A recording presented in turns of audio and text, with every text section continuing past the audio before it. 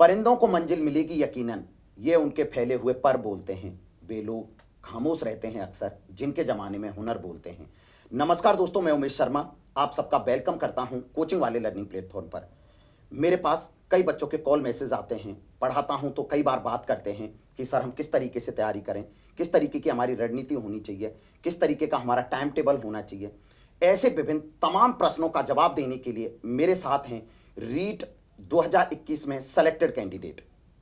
मेरे साथ रीट में सेलेक्टेड कैंडिडेट जो लेवल फर्स्ट में सेलेक्ट हुए हैं, खेमचंद मेरे साथ हैं। Thank you sir.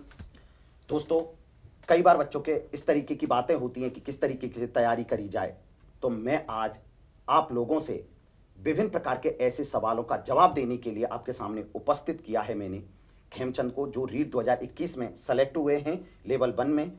ये एक टीचर बन चुके हैं। इनसे तमाम प्रश्नों के बारे में हम बात करेंगे। तो मेरा सबसे पहला प्रश्न खेमचंद से यह है कि खेमचंद, हम तैयारी करते हैं, अनेक प्रकार की हमें परेशानी आती है, हम टीचर के लिए काफ़ी टाइम भी लग जाता है, तो आपका यहाँ तक पहुँचने का आपका सफ़र, यहाँ तक पहुँचने की जर्नी आपकी कैसी रही, इन बच्चों को एक बार बताएं। सबसे पहले मैं 12th पास करने के बाद BSTC कंप्लीट की। उसके बाद मुझसे पहले 2018 में रीट परीक्षा हुई थी, तब मैंने इस भर्ती के बारे में जाना कि कैसे एक वो अध्यापक बनते हैं। उसके बाद मैंने वो STC कंप्लीट करने के तुरंत बाद ही मैंने तैयारी के लिए सोचा कि मुझे एक टीचर बनना है। इसके लिए मैंने जगह जगह से इधर उधर से सामग्री इकट्ठा करना शुरू किया और थोड़ा जाना कि किस प्रकार से भर्ती होती है, किस प्रकार कौन सी संस्थाएं इसको कराती हैं, किस प्रकार का इसके सिलेबस होता है, क्या सब्जेक्ट होता है आदि के बारे में मैं जानकारी प्राप्त करके अपने सफ़र को प्राप्त करने के लिए, अपने मंजिल को प्राप्त करने के लिए, अपने सफ़र पर चलने के लिए आगे अग्रसर होता गया। ठीक ठीक। खेमचंद, काफ़ी अच्छा एक रिपीटेड जॉब होता है टीचर का, अच्छा लगा। और मुझे जहाँ तक आप जिस तरीके के जवाब दे रहे हो, बड़ी कॉन्फिडेंट जवाब दे रहे हो, तो मैं आपसे ये जानना चाहता हूँ कि आपके रीट 2021 में आपके टोटल मार्क्स कितने आए जिससे आपका सिलेक्शन हो गया? मैं रीट 2021 में 150 में से 131 नंबर प्राप्त किए मैंने। अच्छा, 150 में से 131 नंबर, काफ़ी अच्छा एक टारगेट आपने अचीव किया और आप टीचर के पद पर आप सुशोभित हुए, काफ़ी अच्छा लगा। मैं आपसे ये जानना चाहता हूँ कि आप मतलब इसी तरीके से बच्चों को पढ़ाते रहेंगे टीचर बन करके, या फिर आपके जैसे मैं बच्चों को बोलता हूँ कि आपको एक जगह स्थिर नहीं रहना है, आपको ये जो कदम है ना वो आगे बढ़ाते रहना है, ठीक है? तो आप आगे का, आप ये टीचर का काम इसी तरीके से करते रहेंगे या आप आगे भी जाना चाहेंगे, एक बार बच्चों को बताएं। जैसे कि आप सब लोग जानते हैं, एक टीचर एक देश का निर्माता कहलाता है, भविष्य का निर्माण करने वाला होता है। तो मेरे सबसे पहले तो मेरी यही इच्छा है कि मैं अच्छे से बच्चों को, जिन छोटे बच्चों को पढ़ाने का मुझे सौभाग्य प्राप्त हुआ है। जिस प्रकार से मैं आजकल देखने में आ रहा है कि छोटे बच्चों की नींद बहुत कमज़ोर दिखाई दे रही है, जिससे की वजह से ऊपर का ढांचा पूरा बिगड़ रहा है, ख़त्म हो, वो ठीक से सफलता प्राप्त करने में उन्हें बहुत सारी समस्याएं आती हैं। तो सबसे पहले तो मैं छोटे नन्हे देश के जो भविष्य है उनको बहुत ही अच्छी तरीके से उनकी नींव को मजबूत करते हुए उन्हें आगे बढ़ते हुए आगे बढ़ाऊंगा और उनकी नींव को मजबूत करते हुए इस प्रकार से मंजिल खड़ी कर सकें जिससे वो आगे अपनी देश की प्रगति में, उन्नति में और समाज के बढ़ाने में अत्यधिक योगदान अपना प्राप्त कर सकें। और सबसे महत्वपूर्ण इच्छा तो ये है कि मैं शिक्षा विभाग में ही रहूं और आगे अपनी सेवाएं बढ़ाता रहूं। लेकिन कभी कभी मेरे मन में आता है कि कभी मेरे ये विचार आता है मन में कि मैं आगे बढ़ते हुए शिक्षा को और डेवलप करने के लिए मैं एक रेपुटेड ऑफिसर, जैसे कि सिविल सेवाओं को भी बताते हैं, जैसे RAS SDM बन के वहाँ पे भी पहुँच जाऊँगा। तब भी मेरा मुख्य फोकस यही रहेगा कि विद्यालयों की स्थिति को जितना अधिक सुदृढ़ किया जा सके और जितनी अधिक शिक्षा को बढ़ावा दिया जा सके। जिन क्षेत्रों में आज तक शिक्षा ठीक से पहुँच नहीं पा रही है या व्यवस्थाएं ठीक से नहीं है, वहाँ पे मैं शिक्षा को आगे बढ़ाते हुए महत्वपूर्ण योगदान अपना दे सकूँ। मतलब आप ये कहना चाहते हो कि आप एक एडमिनिस्ट्रेटिव जो सर्विस है वहाँ पे जाना चाहते हैं और आप ज़्यादातर फोकस शिक्षा पे करना चाहते हैं, जिससे आप बच्चों के भविष्य को सुधार सकें, आप ये कहना चाहते हो। बहुत अच्छा लगा मुझे। बच्चों के सवाल होते हैं, पूछते हैं कि सर हम किस तरीके की तैयारी करें, क्या हमारी रणनीति होनी चाहिए। तो एक बार जो रीट 2022 की तैयारी कर रहे हैं, जो फर्स्ट ग्रेड की तैयारी कर रहे हैं, जो सेकंड ग्रेड की तैयारी कर रहे हैं, ठीक है, अपने जो भाई बहन हैं इस तरीके के, उनको आप बताएं कि आपने किस तरीके से तैयारी करी रीट 2021 की, जिससे उनको मार्गदर्शन मिल सके, वो अपनी तैयारी को और मजबूत कर सकें। एक बार पूरा उनको विस्तार से बताएं कि उन्हें क्या करना चाहिए, सब कुछ उनको एक विस्तार से बताएंगे आप। सबसे पहले तो हमें यही सोचना पड़ेगा कि हम किस सेवा में जाना चाहते हैं। उसी प्रकार से हमें अपनी बॉडी लैंग्वेज और कॉन्फिडेंस को बढ़ाते हुए हमें उसी प्रकार से उस क्षेत्र में कार्य करना होगा। सर्वप्रथम इसमें महत्वपूर्ण ये होता है कि हमें सबसे पहले सिलेबस का अच्छे से संपूर्ण ज्ञान होना चाहिए कि हमें किस सब्जेक्ट के बारे में कितना हमसे पूछा जाएगा और किस सब्जेक्ट में कितना हमारा कौन सी वीक है, कौन सी ज़्यादा स्ट्रांग है, उसी क्षेत्र में हमें अच्छे से कार्य करना चाहिए। ठीक। सबसे पहले आप लोग खूब जानते हैं कि मार्केट में बहुत सारे डिस्ट्रैक्ट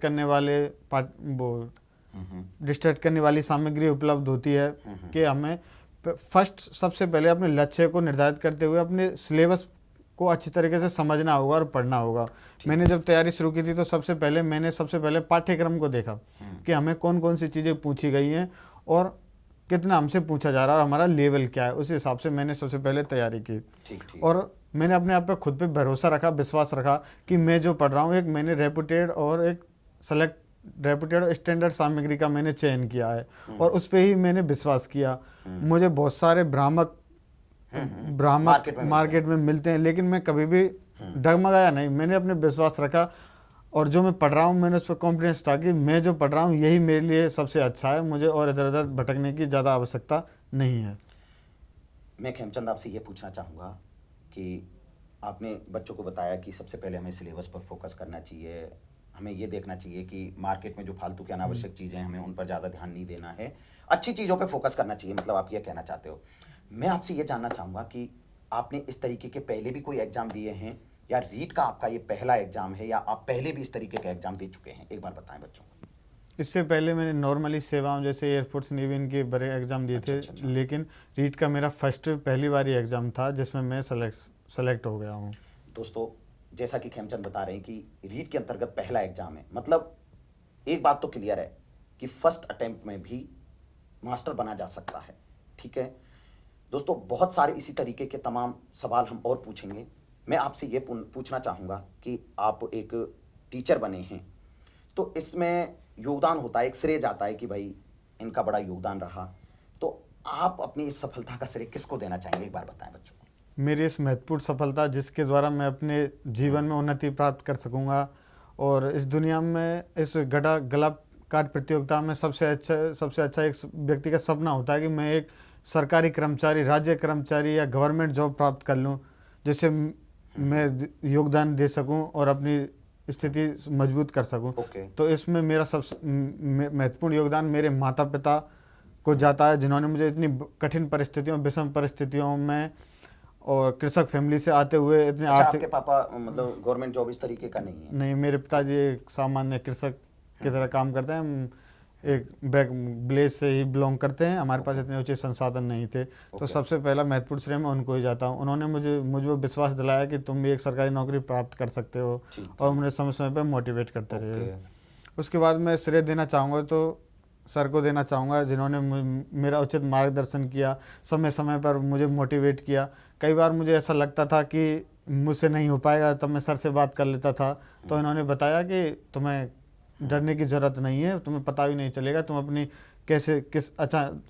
पता नहीं चलेगा, बहुत ही आसानी से तुम्हारी नौकरी लग जाएगी। बस तुम अपने लक्ष्य पर फोकस करो और मेहनत के साथ अपने आगे बढ़ते रहो।